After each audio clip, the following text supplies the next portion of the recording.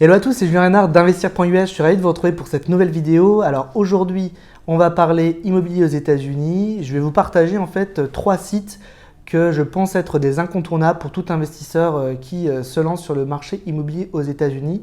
Notez bien ces sites, je pense que ça pourra vous aider dans vos projets futurs. Vous êtes prêts? C'est parti!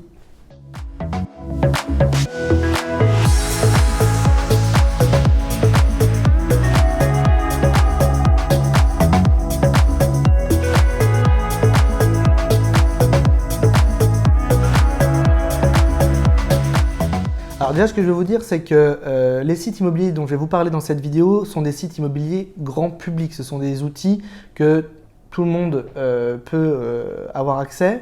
Personnellement, j'utilise des outils professionnels. En tant que professionnel de l'immobilier, j'ai accès à une batterie d'outils professionnels que je paye, qui sont payants, mais qui me permettent d'affiner beaucoup plus les recherches et d'avoir des données sans doute beaucoup plus précises. En revanche, il y a des outils publics, grand public, qui sont vraiment intéressants. Le premier dont je vais vous parler, c'est le site Realtor. Alors je suis Realtor moi-même et je fais partie de l'association, notamment je suis membre du board d'Inglewood en Floride. Realtor en fait c'est le site grand public de l'ensemble de la profession immobilière, des agents immobiliers. Je préfère Realtor à Zillow qui est un site aussi grand public mais qui est pour le coup beaucoup moins publicité par mes confrères, puisque c'est un site qui va être donner des données qui sont un peu moins précises. Realtor, c'est un bon site notamment pour avoir des données macroéconomiques à la fois sur l'ensemble de l'immobilier aux États-Unis, mais également sur l'immobilier bien sûr en Floride ou sur des marchés plus précis. C'est intéressant parce que vous avez notamment la valeur des biens, l'évolution de la valeur des biens, l'évolution du nombre de biens disponibles, même sur l'aspect locatif, vous pourrez trouver des données. En tout cas, c'est vraiment des données qui, à mon sens, sont beaucoup plus précises. Clairement, avant d'être professionnel de l'immobilier aux États-Unis, je regardais beaucoup Realtor et ça me donnait vraiment une bonne idée en matière d'analyse. Ça me permettait de comprendre vraiment bien les choses. Alors évidemment, vous trouverez aussi les biens qui sont listés sur la MLS apparaîtront aussi sur Realtor, comme ils apparaissent sur toutes les plateformes comme Zillow. Ça, c'est plutôt, à mon sens, moins intéressant puisque dans tous les cas, si vous travaillez avec un professionnel de l'immobilier, il aura des précisions beaucoup plus importantes. Il faut savoir aussi qu'il y a un décalage souvent entre la MLS, la plateforme professionnelle, et les plateformes marketing commerciales comme Realtor ou Zillow. Surtout sur des marchés très tendus, il arrive souvent que des biens apparaissent encore disponibles alors qu'ils ne le sont plus ou vice-versa. Donc ça ne vous permet pas d'être assez réactif en vous basant uniquement là-dessus, en contactant le potentiel listing agent. Je vous redonne quand même une chose, je vous redis une chose, aux États-Unis on travaille souvent dans une double représentation, dans une transaction immobilière. C'est-à-dire que le bien est listé par un agent qui représente le vendeur. Vous, en le contactant, vous n'aurez pas de représentation.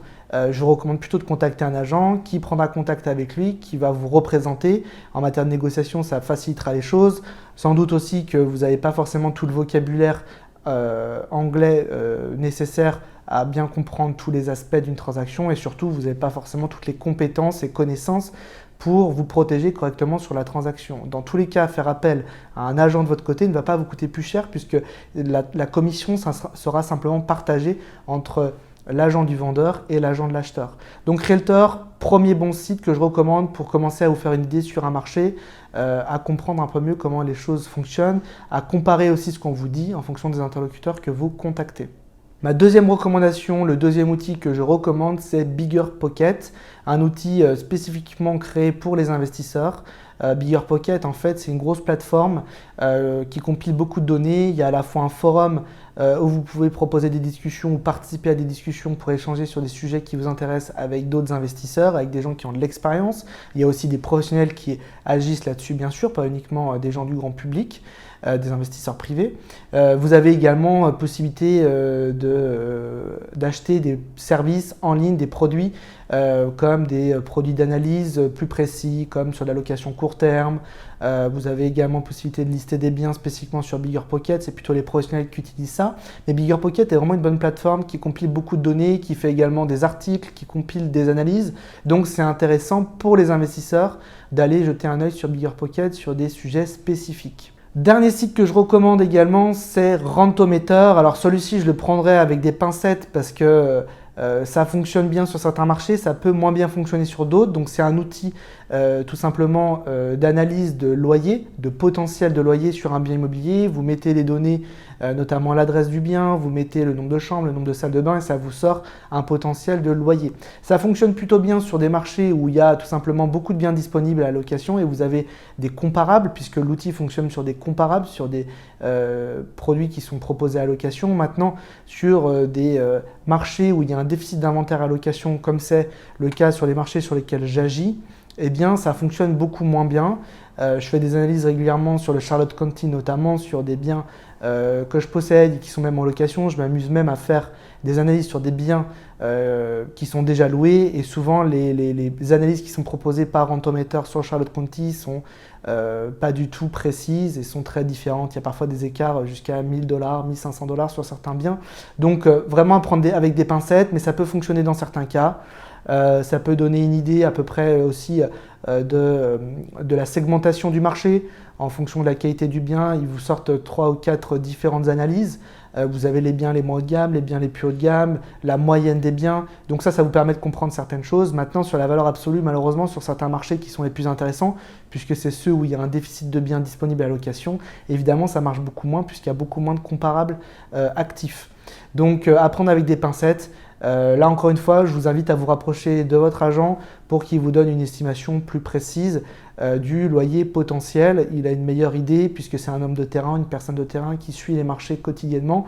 Donc, il a une idée plus précise de combien vous pouvez tirer de partie de votre bien, notamment en matière de loyer. 3 outils, je pense, que vous pouvez mettre dans votre liste d'outils pour vous développer aux États-Unis en matière d'immobilier. Ce ne sont pas les seuls outils, mais c'est les 3 que j'ai choisis qui permettent de répondre à différents besoins. Encore une fois, ce sont des outils grand public, donc ce ne sont pas des outils professionnels qui n'ont pas la précision d'outils professionnels, qui n'ont pas la complexité des outils professionnels. Nous avons en tant que professionnels accès à des outils que la MLS propose et donc évidemment qui sont beaucoup plus précis et qui permettent tout simplement d'avoir une analyse beaucoup plus fine des choses. Donc encore une fois, je vous invite vraiment de vous rapprocher de votre agent pour qu'il vous donne une analyse plus précise. C'est son rôle aussi, en tout cas les bons agents sont censés le faire. Voilà, en tout cas j'espère que cette vidéo vous a plu, que ça a commencé à vous donner quelques pistes de réflexion et quelques outils à utiliser. Surtout si vous voulez aller plus loin, n'hésitez pas à me contacter. Une seule adresse, contact@investir.us ou directement dans la barre en description de la vidéo. Et puis n'hésitez pas à vous abonner, à partager cette vidéo.